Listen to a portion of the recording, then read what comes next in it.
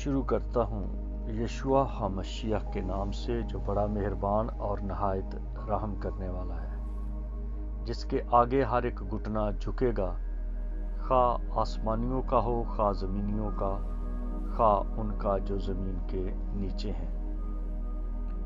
MCM university کے تمام students اور مبارک منسٹری کے ساتھ خدمت میں شامل بھائیوں بہنوں کو اور عالمگیر کلیسیا کو سلام، شلوم، جے مسیح کی۔ میرے دوستو، آج کا جو ہمارا مضمون ہے وہ ایک خاص بات پہ ہے جسے انسان اور فرشتے اور خدا ڈیمانڈ کرتا ہے، اور یہ ڈیمانڈ اس حد تک چلی جاتی ہے کہ اگر کوئی نہ مانے تو وہ اس کی نظر میں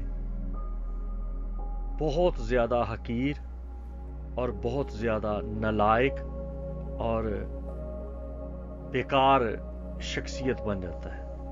مثلا آج اس پوری دنیا میں امریکہ کو سب لوگ جانتے ہیں کہ وہ جو تھرڈ ورلڈ کنٹریز ہیں ان کو وہ جھکاتا ہے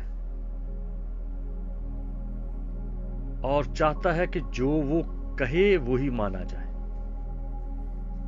اور اس کے بعد پھر اسی تھرڈ ورلڈ کنٹریز میں جو پاورفل شخصیت ہیں جیسے کہ آرمی اور پھر جگیردار اور عہدے دار اور ایسے آپ گنتے جائیں دیکھتے جائیں تو ایک چپڑاسی اور ایک سائیکل سٹینڈ پر کھڑا شخص بھی جو اس کے نیچے ہے اسے وہ جھکاتا ہے۔ یہ ایک اس کے اندر فطرتاً چیز ہے کہ میرے حضور جھکا جائے، اور یہ انسان کے اندر جو بات ڈالی گئی ہے یا بات آئی ہے یہ دو طرح سے ہے۔ ایک تو یہ ہے کہ خدا نے انسان کو اپنی صورت پر بنایا ہے اور خدا چاہتا ہے کہ اس کے آگے جھکا جائے۔ جو چیز خدا میں سے نکلی ہے، جس چیز کو جس تخلیق کو خدا نے اپنی شباہت دی ہے، وہ یہی چاہتا ہے کہ وہ اس کے حضور جھکے۔ جیسے کہ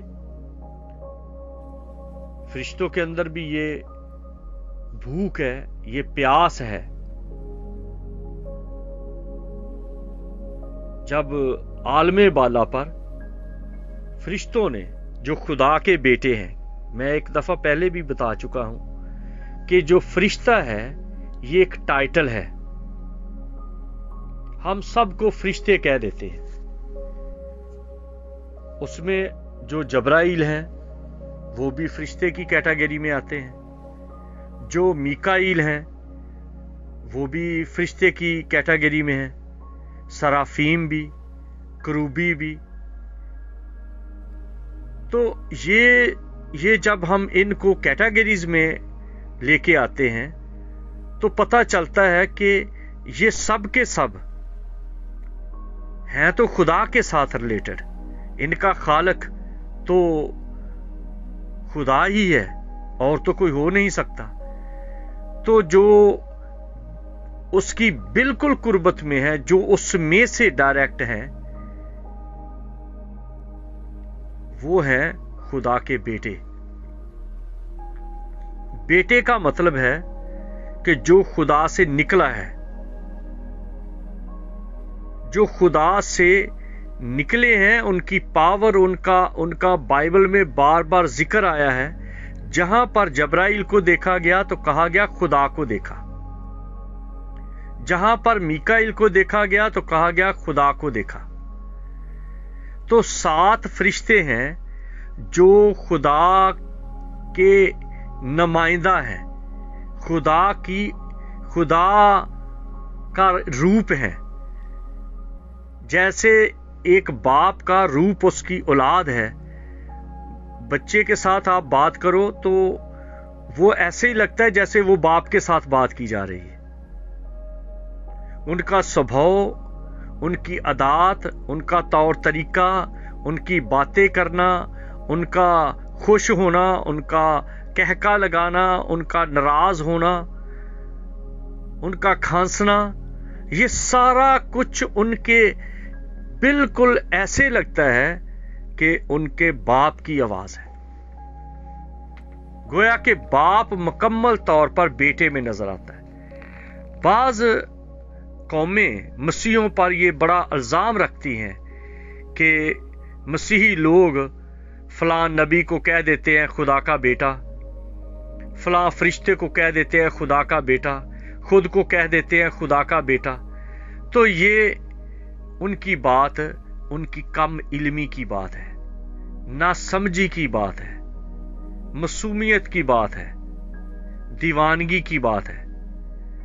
ना तो खुदा से कोई जना गया है और ना ही खुदा से कोई जना जा सकता है।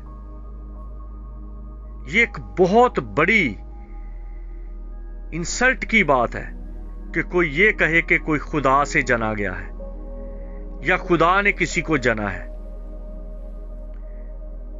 ये जो कहा जाता है कि फलां उसका बेटा है, कोई फलां उससे निकला है, तो इसका ताल्लुक है उसका होना, उसमें से होना।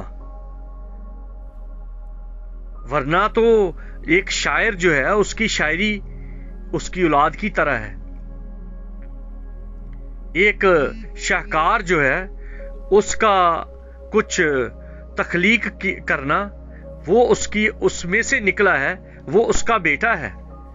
लेकिन ये नहीं कि किसी ने कोई जहाज इजाद कर दिया, ट्रैक्टर इजाद कर दिया, कोई ऐसी चीज, टैंक इजाद कर दिया, कोई चीज ऐसी इजाद कर दी जो पहले ना थी, तो ये कहा जाए कि ये उसकी बीवी ने उसको जन्म दिया है या ये शख्स ने। ये तो बेवकूफों की बात है।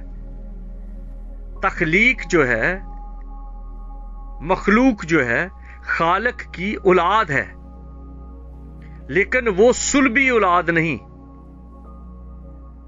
वो नस्ली औलाद नहीं, वो बॉडी रिलेशन से औलाद नहीं, वो दो जिस्मों के मिलाप से औलाद नहीं। जो जिस्मों के मिलाप की बात करते हैं उनकी अकल सिर्फ जिस्मों के मिलाप तक है। आप अंदाजा कर लें कि कितनी महदूद उनकी सोच है, या कितने वो अपनी सोच के कैद हैं।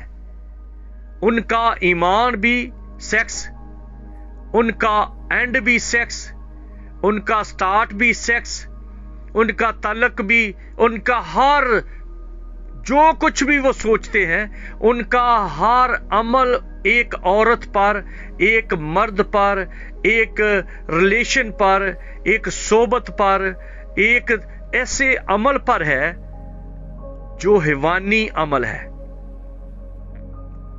ये जानवरों का भी अमल है, ये परिंदों का भी अमल है, ये चरिंदों का भी अमल है, ये दरिंदों का भी अमल है, ये हशरात का भी अमल है, ये पौधों का भी अमल है। तो आप अंदाजा कर लो, अगर कोई खुदा को इस बात पर फिट करता है तो वो अपने आप को इंसान समझता है, इंसान जाहिर कर रहा है, या एक हैवान जाहिर कर रहा है। क्या वो जाहिर करता है? क्योंकि ये जो पैदा करना, पैदा होना, सेक्स करना या सेक्स में से कोई चीज निकलना, ये तो परिंदे, चरिंदे, दरिंदे, हैवान, देवदार, फूल, ये तो सारा ये शरात सब के सब इस अमल में है। तो किस बात पर आपका दिमाग अटका हुआ है? खुदा की खुदाई को इंसान नहीं समझ सकता। इंसान की तख्लीक को जानवर नहीं समझ सकते। जानवरों के वजन को हिशरात नहीं समझ सकते। हिशरात की मूवमेंट को दरख्त नहीं समझ सकते, क्योंकि हर एक की अकल महदूद है। और अगर एक कीड़ा, एक परिंदा, एक दरिंदा, एक हैवान दरख्तों के बारे में जाने कि इस बीज में किस तरह से, एक छोटे से बीज में, खजूर के बीज में इतना बड़ा दरख्त किसने फिट किया है, कहां पर है इसका तना, कहां पर है इसके बड़े बड़े तीखे पत्ते, डाल, किस तरह से इसका कद है, ये इंसान नहीं समझ सकता। तो खुदा की बातों को कैसे समझ सकते हैं? इसलिए सिर्फ एक ही बात है जो ये सवाल उठने वाली है और सवाल उठाने वाला है, वो इब्लीस है। वो एक ऐसा फरिश्ता है जो खुदा की कुर्बत में था और उसने खुदा पर सवाल किए। जब खुदा का रूप देखा, खुदा का जलाल देखा, खुदा का रोब देखा, तो कहा गया कि सब फरिश्ते झुककर सजदा करें। तो उसने सजदा नहीं किया।